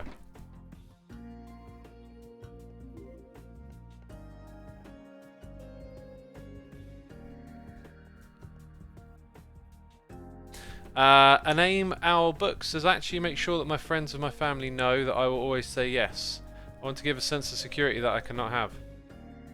That I myself cannot have. Interesting. I couldn't speak much to the psychology of like why you'd feel that way about needing that yourself, but the fact that you like tell them that is great. It will make you feel more accountable if you make it transparent. You know. And I think that accountability is good. Is what I'm saying, right? Like, if they don't know you're always going to say yes, that one time you might be like, that lazy voice in your head or something gets in the way. That's the other thing, like you never know what someone else is going through as well. So when someone asks something of you, sometimes you might think like, oh, this person's being lazy or whatever, but like, don't actually know. Like, people can have bad days, and so in my mind it's just easier to like do the right thing, so to speak. Javar is Met says, I've been consistently watching since season 2, so I'm glad to finally able to catch a stream. When I started watching you, I was in the middle of school. Now I have a kid on the way. Wow! Thanks for all the years of entertainment. Awesome. Congratulations on becoming father or mother. Becoming a parent. There you go. Congrats, my dude. Another one from chat, PJE, HCLJ. Hey X, do you have any tips on how to get less stress during a presentation or talking in front of people you don't have much to do with? Not like personal tips and experience really with that. I mean, I consider streaming to be quite different from talking to an actual crowd of people that don't know you or whatever. But like we said with fear, it's always thought that precedes fear. Sorry, it's knowledge or thought, or maybe a combination of both. But like the thing is, like, you think about it first, and then you become nervous or unsure of yourself, right? And that thing I said about like knowing yourself, it's helped me in like that kind of too self-aware sort of frame of mind where, I don't know, maybe you're like pop into the shops and feeling a bit self-conscious one day or not. I used to get a lot of that, and now I realise that if you know your own truth, if you know yourself, then whatever like situations you're going to end up in, you're not like, you know you, right? You do right by you. It's kind of like that thing of, I think I discussed it as like the idea of going into a shop and then, I don't know, let's say I pick up a bottle of milk, drop it. That would have terrified me. I'd have been like, oh god, I'll be the center of attention and whatnot. And now it's like, but I know who I am, like, and dropping milk is just being human. It happens.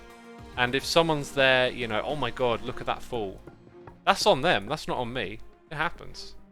Sometimes you just pick something up and for whatever reason, all that routine run-of-the-mill autopilot body function just gets it wrong. And you make a hash of it, right? It's just being human. People that, you know, respond to that. Like, let's say you see someone in the shop drop the milk and you laugh and point or whatever. Like, I mean, that's on them. They're the one laughing and pointing, right? That says something about them. It's like bullying in school. It's like when you're in school, like, bullying is a very interesting psychological thing that kids go through, but like, it's so mean. Like, as an adult, as someone who's matured, like, you look at it and you're just like, the person who's laughing is like the sad one here, right? So it's kind of like that for me. It's like, it would be difficult. Let's say I had to go give a speech in front of a bunch of people. I haven't done a lot of that, so it would be difficult, but I know what mindset I'd have to develop for that, and that is like, know my own truth, right? I'm here to talk about something. I'm going to talk about it my way and do right by me. And, you know, if some people don't like it or it doesn't turn out good in the eyes of others, like Carl said, you know, you do you, you give it your best. That's all you can do, really. And don't worry about the rest. Is that rotated the wrong way? Uh-huh.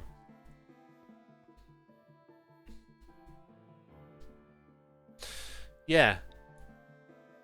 Let's have a look at chat. That's Schadenfreude. What's that? I've heard that word. Oh, let me try and write that down quickly while it's in my head.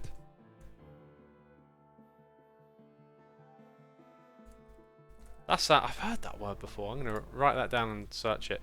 Oh, Schadenfreude. Happiness at the misfortune of others. Oh, okay, that's what that is. Yeah. There is something interesting about that though, because sometimes it's friendly. Sometimes it's like when your friends stack it or fall over or something, that can be funny.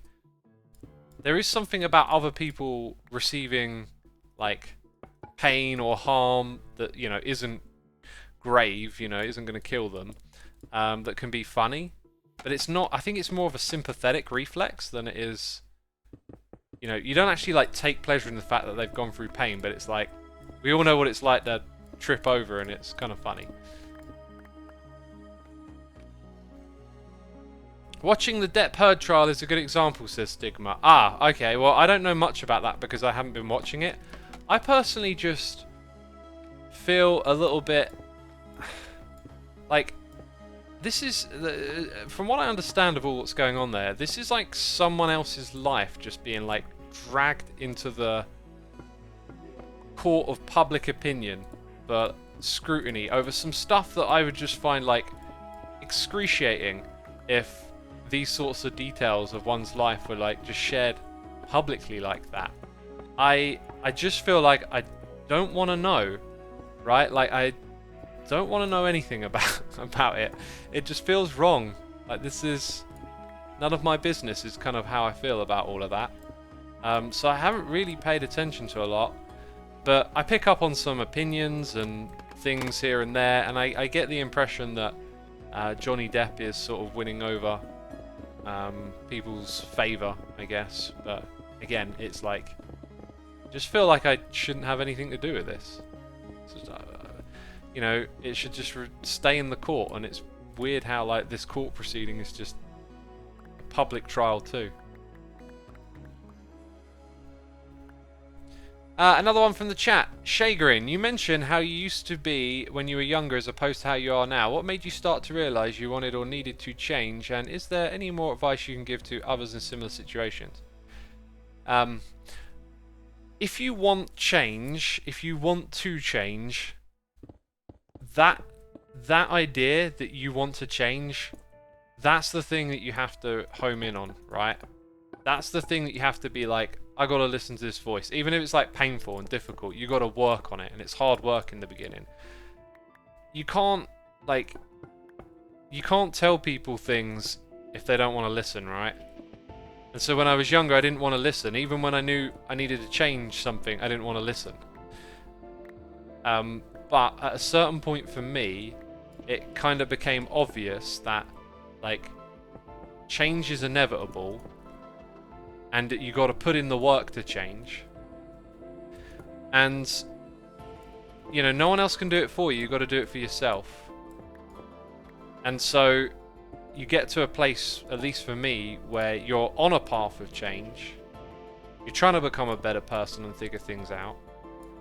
But the biggest thing is just realizing how much you want to leverage that. Like, the more and more you can leverage the idea that, you know, you can change and that things can be different, it just empowers you so much to keep changing actions. I mean, I now spend like hours listening to podcasts about, I don't know, like breathing techniques or how to get better sleep. Like, I'm like in the minutia trying to find every little advantage to have a better experience as a human, right? I mean, not just for things like, I don't know, better sleep, better health, better rest, better performance, like social skills too. I want to learn that stuff. And I believe that I can change because I'm a human, I'm malleable, but you have to be open to the idea that you can change first. And yeah, when I was younger, I wasn't open to that idea. I just kind of went through the motions, not really thinking or caring too deeply about stuff, and basically being hostage to my own emotions, which were very unassessed. I hadn't thought about why I felt the way I did about certain things, and that's kind of like a bit of a trap, I guess. You know, you get trapped in that place. What we're going to do here, we're going to put them there, I think. Let's do that for a second as well. This is the way it needs to be built. Carl's Doom says, I wish more people were like this, actively working on themselves and communicating it openly. I feel like very few people do it. You know, as for the communicating it bit, I guess, you know, here I am streaming for hours on end, playing a game. People ask me questions. Eventually, I learn to like open up and talk about all of this stuff. I think it is a case of like, it's a bit personal and you've got to open up, right? Which is why I think you might not see more people choose to talk about it. But the first bit, like saying, I wish more people were active on working on themselves. I wish that too, because, you know, one's own experience leads ones to see like, oh, I can make changes, I can do better. But the thing is, you have to just kind of stand back and let other people do them, right? Like, no one's going to change until they like figure it out on their own terms. Like, if someone here was like not interested in changing, like, they can just tune out, right? Like, and that's fine. That's them doing them. You can't control other people. And you might think you know what's best, but really until someone comes to terms with like who they are and what they want to do themselves, like it's up to them. Some people go through life like way more content and just kind of go with the flow and don't have these kind of issues like I might have, where I have to like examine myself and all of this kind of stuff, right? You definitely meet some people along the way that just seem to kind of have it. in the bag, and you know they probably don't need to change, right? Eloquent or not says, I guess I was thinking with the whole listen to the voice thing, one first has to be good at recognizing what's talking. One's person I'm being lazy is a valid realization, another person's thinking the same could be actually in need of that rest, but feeling guilty because they set too high standards for themselves. Cool. I can't speak to that too much. I think that's like an individual question for any person that's thinking about it. Like know thyself. It's not like I can have a rule for everyone on that. But for me, I know what that innate voice of like do the right thing is. So when I talk about it, I guess I don't know, like I know what it is for me, right? I've always had it, and there were times when I ignored it, or times where I did things wrong and felt guilty after. As for like, you know, being genuinely tired, I feel like that's not the same thing though. That's like, you know, you might be knackered. You know, you get in, someone asks you to do something. You might be like, look, I'm shattered. I just need to sit over here for a bit or whatever. And that might be perfectly fine. I'm talking more about like let's say you know you're not really shattered, but you say you are. Then you got that voice that's like, yeah, you could have done that. That's the voice that I'm talking about. It's kind of hard to see where the black blocks are going here, although I think this gap right here is probably it. This is probably it right here, isn't it?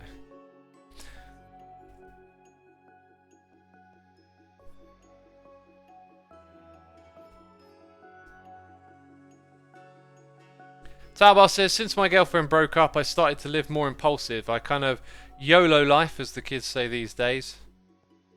Yeah, you want to assess what that like, as long as you know why you're being impulsive, right? Like, that could be a good thing or it could be a negative thing. Like, a way of like dealing with your feelings is sometimes to act impulsively. I'm not a very impulsive person, I don't feel like. I really like structure and form and planning and routine.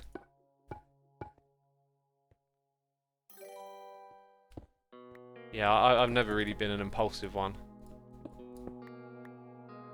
That being said, when I was skiing, I did YOLO my way down some blacks a couple of times. And that was me literally just being like, you know, I was thinking like, I'm an R about going down this black slope all day. I'm just gonna do it, right? And I definitely like went outside my comfort zone a little bit, but that can be good. I don't think I was too reckless, but there were 1 or 2 days where the conditions were like a bit wild up there. Man, when I was skiing, there were times when the mountain was the edge of the mountain wasn't visible. So you're going down a narrow lane, which is basically a road that goes up into the mountain, and the visibility is dire. There's strong winds with like snow being swept over from one side, and all you can see is like a bunch of red poles on your right, and on the left you know it's just a drop to sheer death. And like one of those led to a black, and my dad was like, do you want to go down it or not? Like, what do you want to do? My dad's like never one to push you, which I kind of wish he was. Like, I wish he would just go for it. Go on, you can do it, you know? So it's always like, well, what do you want to do? And I was just like, YOLO, see you later. Down I go, and then I'm like, oh god, I can't see anything. This is terrifying. Good fun, skiing holidays, good fun. Well, there's quite a bit of that done, and the whole black concrete popping out thing isn't quite coming to life just yet. But when you do that, actually, and that looks terrific. We need some glow liking over here too. Life is more thrilling this way, says Talbar, for sure. Just don't be YOLO for YOLO's sake. There's a time and place for YOLO, and it's probably when it's not actually that bad. Decrypt, thank you ever so much for 17 months of support, my dude. Greatly appreciated. I need to hydrate and drink some water. I believe I've got a few here where I've been waffling for so long that I haven't read. I think Connor Martin ZX, oh sorry, ZK 2 months, Dante Redeye 29, and Nico TB, thank you for 2 months. Alright peeps, 1,500 of y'all tuned in. I will, as they say, be right back. Just gonna nip to the loo. Don't go anywhere. Don't go anywhere at all. I'll be right back.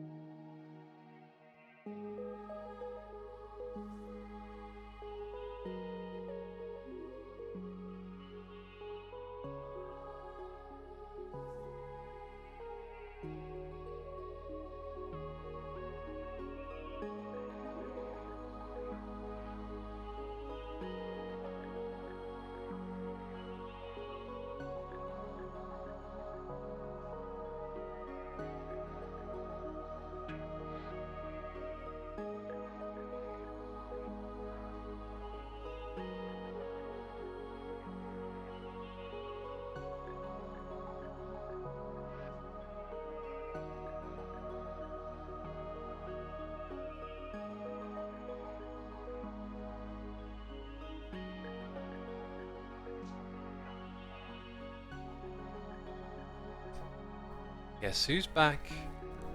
Back again. You've heard this joke. Once again, once again, once again. Right. Ah! Food. Didn't I say we needed glow like him? Dang it, I didn't press the button. Oh! What a derp. Oh gosh. How many streams have we gone without doing a derp? Dang it, I was doing so good.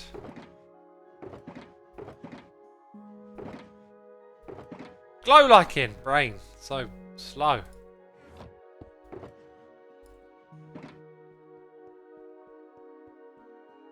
Right, what do you want to talk about next, chat?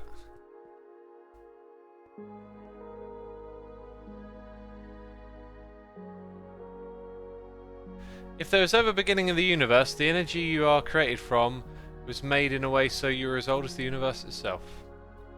Well, yeah, we are made of the stuff of the universe, so absolutely.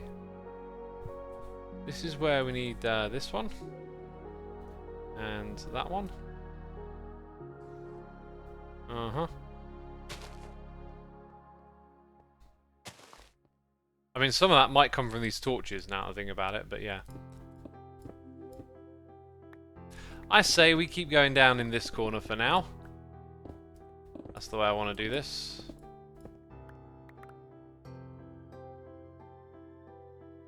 What's this? Not sure about that animation. Oh, right. Okay. Let's see what's going on there. Nakioso Sak. Oh god, I definitely butchered that name. Thank you for the cheers and biddies. Saying, since I heard you speaking of dad, in 7 days it will be 2 months since I lost mine to a noose. I just wanted to say, whoever still has a dad, go give him the hug, because you'll never know which hug is the last one. I'm so sorry to hear that happened to you, my dude. That is truly awful. You know, suicide is a very emotionally gravity-like thing. It's so crazy, right? I don't know if you've seen the videos I put on my Xisuma Says channel where I talked about being suicidal in the past and have done or attempted that myself. I would consider that to be a rather kind of like youthful, misguided thing. But man, I've listened to people like describe what it's like to be suicidal, talking about it being like you're in a burning room and the only way out is through the window. And it breaks my heart, really, like, to know that people can feel that low. I'm not one of these people that gets upset about it either. Like, I remember, like, every now and then there's like a celebrity or whatever that like kills himself, and then people say how, you know, how selfish it was of them to take their life or whatnot. I can never get on board with that. Like, I don't know what it's like to feel that way, or to be in that frame of mind, you know. So I can never really, like, get behind that. I'm not being a troll. Person in chat.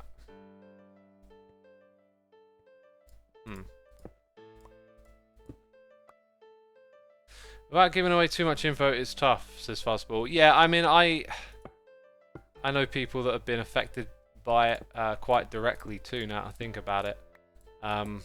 It's a real grave and difficult thing. But I often think about, like, what was that person going through? Like, that's a crazy place to be.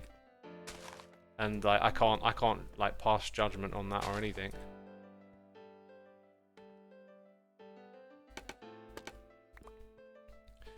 Christian says sometimes it's just a call for help. ... Well, you know, this is the internet where we can potentially misread each other's messages, and it could sound like you're saying you're like being dismissive, right? We've had these discussions before about, you know, someone might come into your chat in your community, or like here on my channel, my community, and they say, you know, I'm feeling suicidal or whatever, and someone will say you're just looking for attention, right? It's just a cry for help. Like, that's a totally valid thing though. Like, that's what you do. People act out and behave differently when they feel that way. And I think when someone comes into a space and says these things, you should take them deadly seriously. And, you know, I don't think it really matters if they would actually go through with it or not. Like, if they're thinking that way, it's genuine and needs to be dealt with properly. So I don't like the idea of like downplaying it and just say you're looking for attention. I don't think that's right. Should always take it seriously. You know, because sometimes someone might just need someone to talk to about it, right? That might be all they're looking for. It kind of looks like, I don't know, maybe this is like the start of where the ribs split is there or something. I don't know quite what's going on with that.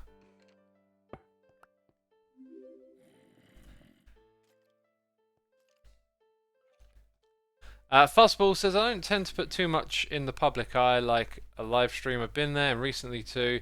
You don't have to feel certain emotions, but I've had some empty days.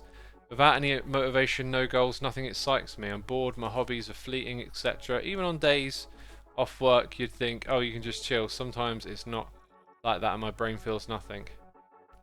Yeah, that's a tough place to be. I've been in places like that, or that sound similar to that in my past. I don't really have like advice or something potent to say about that. Well, actually, maybe the one thing I always talk about is like is to never give up the fight, right? Like, even when you're at the worst of it, there's always the potential for a brighter day. And you know, whatever you can do to like, I often say, like with exercise and stuff, it's like, you know, you get back on the horse. You fall down, but you get back up again. Like, as long as you're able to, like, come back again and have another go, so to speak. I don't know. Maybe I don't have much to say on that. Interesting that some say it's selfish. Might it not be that people around that person didn't take a risk and ask tough questions? Had a friend go that route and I lamented I never bothered to ask about it. Yeah, you know, I feel like you shouldn't put like blame on yourself, because sometimes you just never know, and I think it's easy to like look back and then stuff makes more sense with, you know, knowledge of the actions they've taken. You look back and you see things differently from how you saw them at the time. But really, I think the movement for discussion around mental health is the solution to a lot of these problems.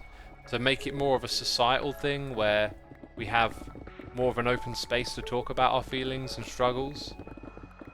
as that's going to just broadly from that kind of direction make people feel that they can talk about this stuff, and it'll save people. It won't be like a perfect solution, but it's making much more of a difference than it probably has in the past, you know. And yeah, yeah, people do say it's selfish. They say, you know, like they've left behind a family and kids and whatnot, and I can understand why they think that, but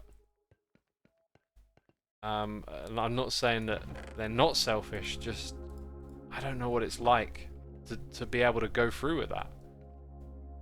And therefore I just can't look at it that way, like from a place of judgment. I want to look at it from like a place of trying to understand. Jarrow Draws, thank you ever so much for subscribing. Appreciate it. Appreciate it. Shinio1 says, help is always available for peeps who are feeling down through helplines or seeking therapy. Yeah, it can be hard to like reach out and do those things. I think the helplines are great though. You know, the more things, the more tools we have to help, the better. And I've just been reminded our Discord has a channel with resources for mental health support. So if ever you're in there and you need something, there's a place to go find like what resources are available to you.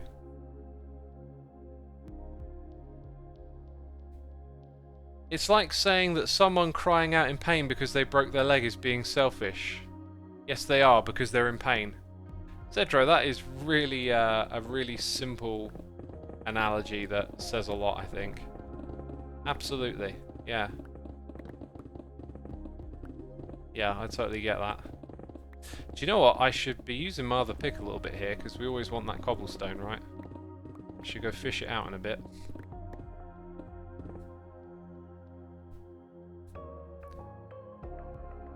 Does it matter what others think of you, or is it more important what you think of yourself, says Hermitcrafting? It's a great question. Relating back to what we were talking about earlier. I think it's more important what you think about yourself. And that involves being honest with yourself. And I think, like, we probably lie to ourselves more than we ever want to admit. But you know, like, don't think from like a defeatist mindset of like, you know, you have flaws and you'll probably tell yourself stories or whatever. But like, think from a mindset of like change, like always try to be better, right? Always try to do better than last time if you fail. So yeah, I think it's more important what you think of yourself, and that involves some honesty with yourself, obviously.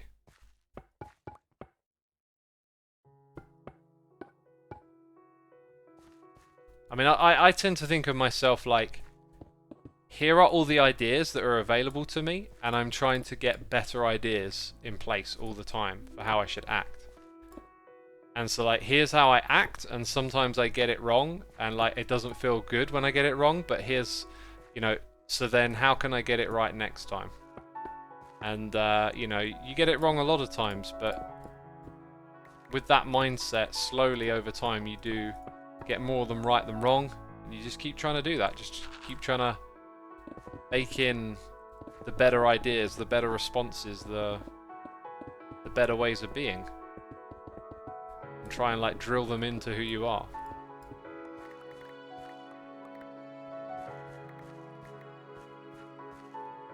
Hey X, would you be able to live in a world where everyone hated you but you yourself loved yourself, says Lucas. I don't think I could, because everyone includes your family, right? And friends, and then that would mean, you know, what would your friends and family be if they hated you? That would be a very dark place. So I don't think I could. That'd be extremely tough. And hey, if you're asking because you think everyone hates you, you'll probably find that's not true. You know, I don't hate you. I don't harbour hate.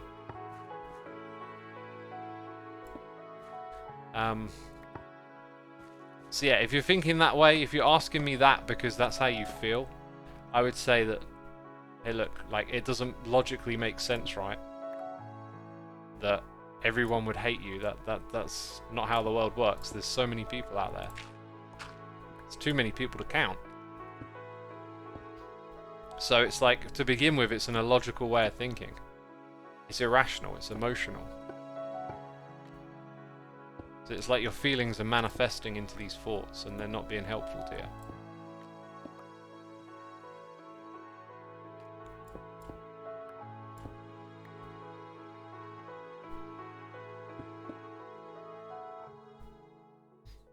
Crinkles is the perfect soundtrack to these talks, says Talbar.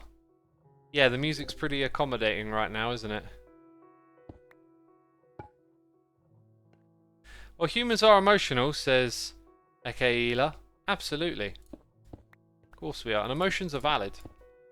For me, like, if I talk about emotions in a particular way, it's probably like the experience of feeling like my emotions get the better of me. And they might not be as true me as I think. Like personally, I feel like, you know, emotions are valid, but for me, I feel like they can get in the way a lot, and a lot of the time you're just like acting out unrealized feelings, and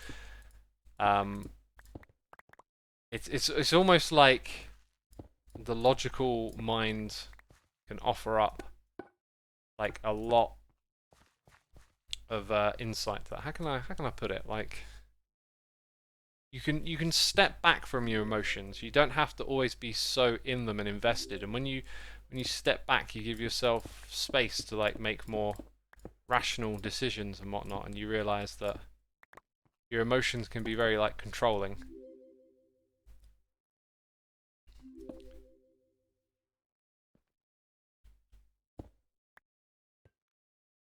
Why did the music stop?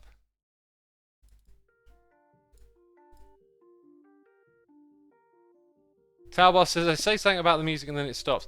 I don't know why it stopped. It just did.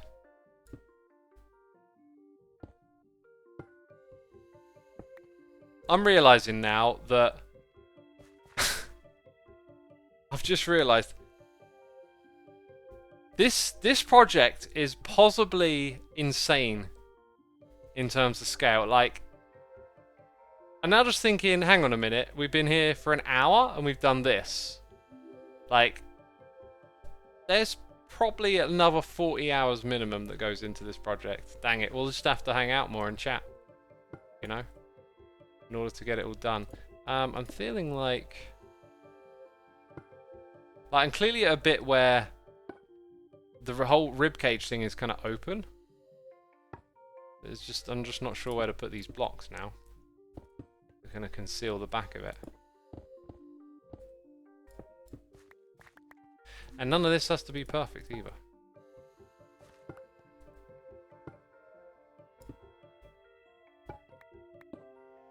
So therefore I'm going to do that, and then... yeah, we'll go at it like this.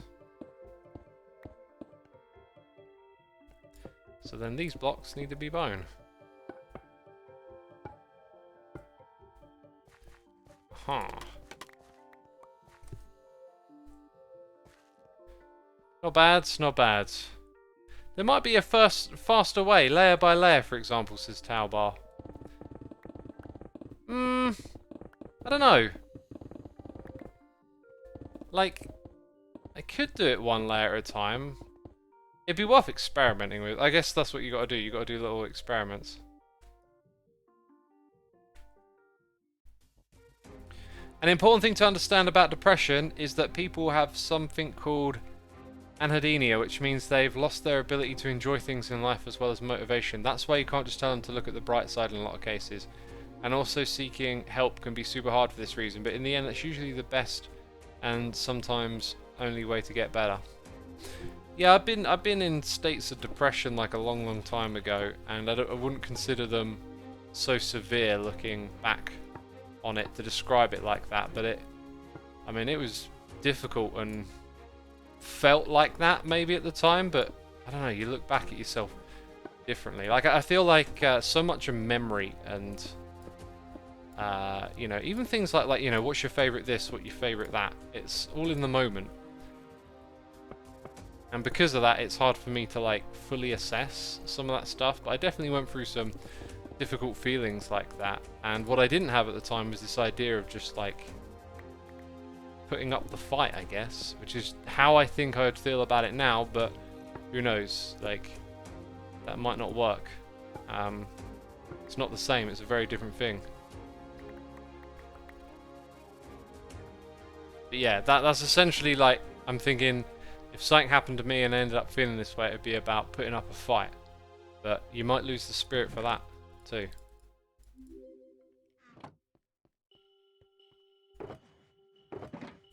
Let's get some of this bone right here. I got given some advice that I think was amazing. When trying to talk to someone in a dark part of their life, try not to put yourself in their shoes, even if you think you've been in a similar position to everyone's processes everything differently. Two people could kick their toe on the same table with the same force, angle and everything and process it differently, and the same goes for mental and emotional health thoughts. Says Blank Jam. Yeah, as I mentioned, like, I'm always trying to like grow and listen to advice and, you know, on how to interact with people better and whatnot. And one of the common things I've learned recently listening to some books is about listening to people, right? People want to be heard. When people ask for advice, sometimes they actually just want to be listened to. So I completely agree with what you're saying. I'm just kind of, I feel like I'm in a place where I can't do that, right? Like a Twitch chat, I'm taking in questions, but maybe just reading someone's message is all it takes to listen, right? But I don't feel like I'm doing that. I feel like that's not kind of possible, because a question isn't the same as sitting down and listening to someone, right?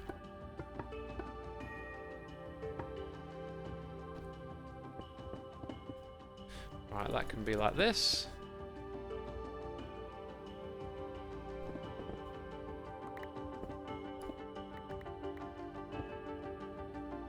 And then those can go there. Yep, this is all looking good. Right, now you see, it's kind of brought us down to this do it like one level at a time idea, but like it's hard to get in that space, so I can try and do it one level at a time, but there'll always be exceptions, I think, is the idea. Okay, let's move over to this spot.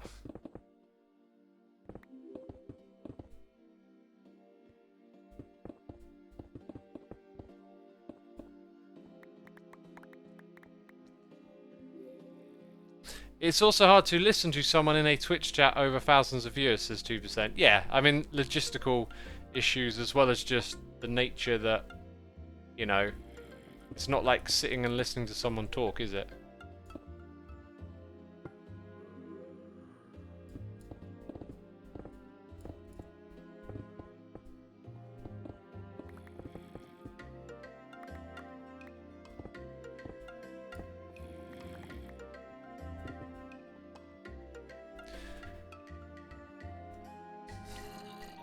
Right, let's put in these bones.